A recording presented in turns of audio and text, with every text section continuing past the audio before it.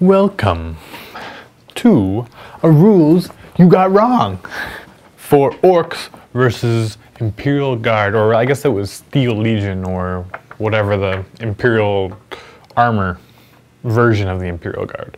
I thought they were cool, it was fun, I beat them, so I'm fine playing them again, it's okay. Actually, for all those Ork players who know about the possibility of 8 battle wagons with death rollers and like a 1500 point list. Maybe you can flesh it out to like 1850, make it a little more viable, but me and Jordan have talked about it and we want to try it out. So I just got to get my hands on enough death rollers and battle wagons, of course, and we're going to make it happen.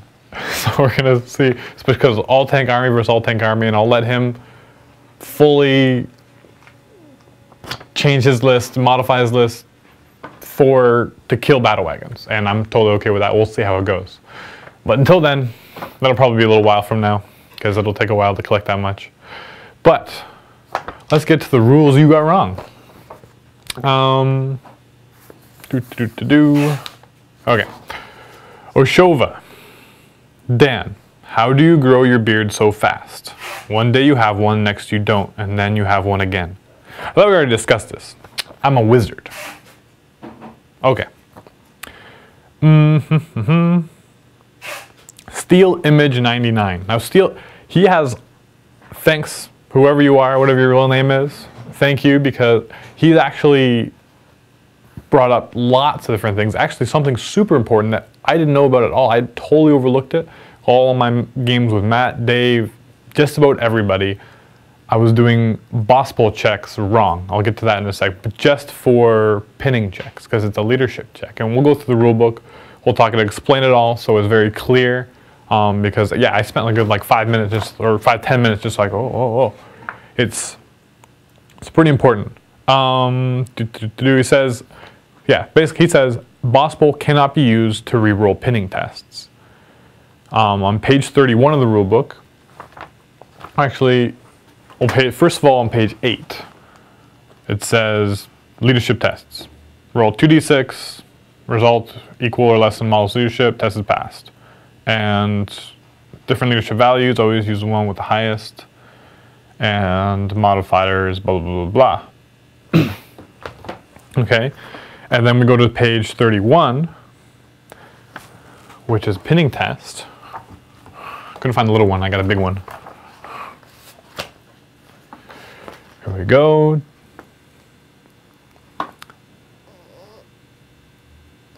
It says, in the second paragraph, if a unit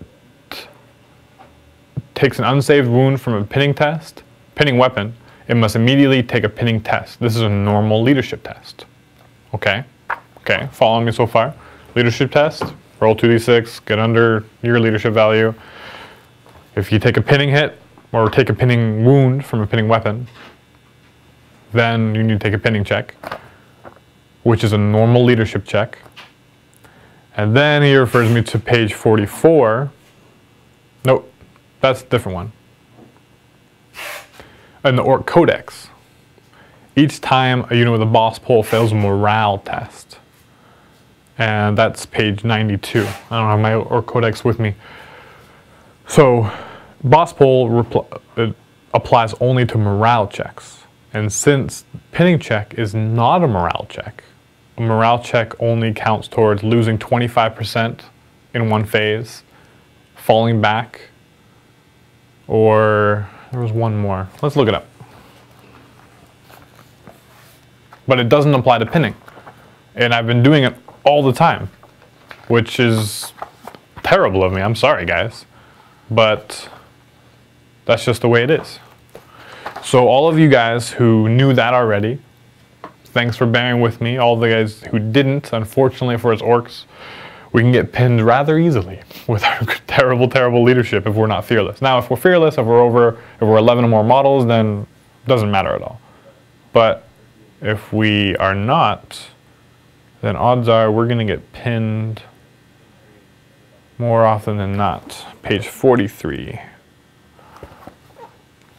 Morale checks. Oh yeah, tank shock.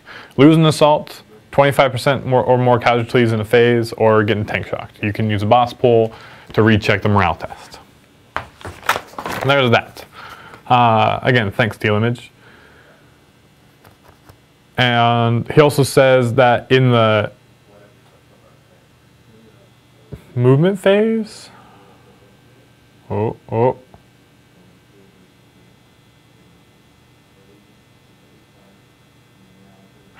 yeah, just that when you're, anytime, any phase, doesn't matter whether it's the movement, shooting, or assault phase, if your unit in that phase loses 25% or more models, whether it's from friendly fire or whatever, doesn't matter, you always have to take a morale check.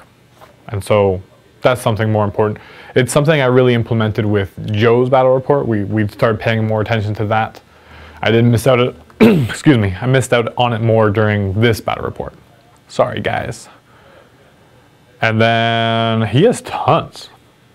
Apparently, we're just terrible players. But we had fun. We had awesome. And that's the rule number one, is to have fun. So I'm good with it. No, but it's important to know. I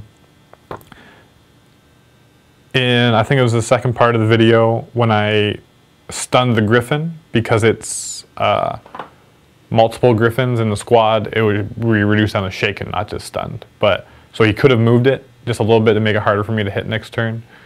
I think we might have played it properly. He just wasn't moving his tanks very much because he wanted to be able to shoot. But in retrospect, he might, yeah, just moving an inch, making it so half my hits in close combat fail, would have been a good idea, and would have been possible. I think we weren't even thinking that way.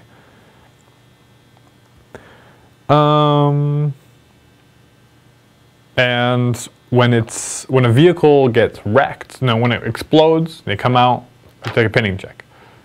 But when it's wrecked and you pile out, you also take a pinning check, which I didn't pay much attention to because my orcs almost always, when they pile out from a wrecked, are a full squad of 12 boys, so they're fearless, so they never have to take pinning checks.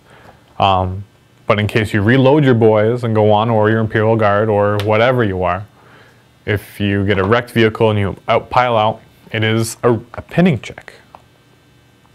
That is on page 67 of the rulebook. And then it was mostly just morale from losing 25% and pinning checks that we missed a lot. And then the one point where the Imperial Guard, the one tank exploded, I think, or it was off to the side, and then the one squad was there, and then the other tank wrecked, and so the other squad came up behind it, and the other squad came up and moved in front of the other squad. It looked like there wasn't any space in between on the camera, and there kind of wasn't, but we had talked about it because they're not allowed to move through your own units to get ahead. Like if you accidentally block your own units in, then you're screwed. It's just, you move one, then you move the other, and you're like, wait, how do I move darn it. You learn for next game not to move in that order. You move the other one first. And so, or if there's heavy weapons in that squad, that's why he didn't want to move them, so he could shoot more. Fortunately, if you have to move over to get the other squad to shoot more, sometimes take a little bit of a hit for your firing power to get more guys firing. For future reference, we'll just pay more attention to that, because that is actually very important. There's a lot of tactics-wise, moving around, you need to get in there. Very important. Another one from Steel Image. Holy shnikes. Oh, just no morale checks throughout the game. They're all in there. And that's about it. No, he did ask when my knobs assaulted the griffins, or there was a griffin and something else. I rolled for difficult terrain to move, I do believe. And when I got there, I rolled for the charge, and I commented, oh, I missed the large one. But I already had given up on that because it was like 5 or 6 inches away for the charge, and so I chose the closer one anyways. And so I was just more or less just talking as that's unfortunate that my other run movement didn't get me further enough to get in closer, so I would have been able to make the charge.